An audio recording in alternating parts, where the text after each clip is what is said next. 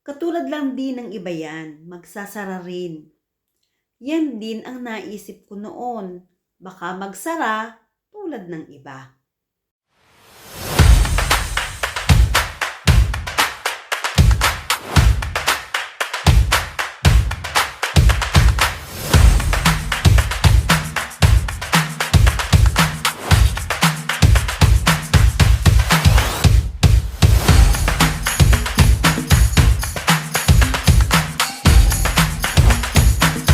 Naiintindihan ko kayo.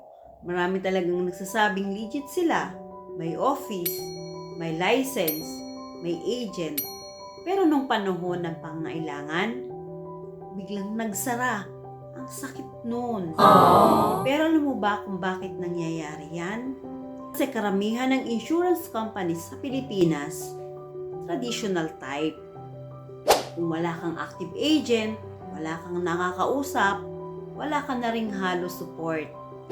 Kaya iba si IMG. IMG is not insurance or investment company. Dito sa IMG, tinuturuan kang maging responsable sa iyong insurance or investment.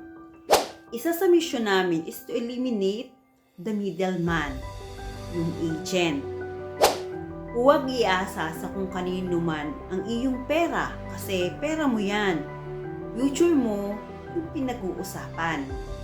Once nagka-problema ka, hindi mo na kailangang hanapin ng agent kasi ikaw mismo alam mo ang solusyon. Kaya nga ang mission natin is to educate first para maging financially literate tayong mga Pilipino. And become IMG members have direct access with the IMG partners. Marami kang pwedeng maging option. Bilang sa isa, pwede mong ilagay ang iyong pera. For healthcare, nandiyan ang Kaiser. For term insurance, nandiyan ang Manila Bumpers Life. For investment, nandiyan ang Ramper Financials. And many more partners. At ang maganda, may mentor ka na hanggang hindi mo alam ang buong sistema, tuturuan ka nila hanggang sa maging independent ka na. Sa IMG, hindi ka nakadepende sa isang tao o isang company. Ano ang assurance? Yung sistema, hindi ang sales talk. Lahat naman may risk. Hindi natin pwedeng sabihin na after 50 years, sure 100% andyan pa din yung mga kumpanya na nasabi dito. Pero ito ang pag-isipan mo. Diba mas risky yung lagi kang takot? Diba mas risky yung wala kang plano sa future mo? So ano sa tingin mo yung mas risky sa dalawa?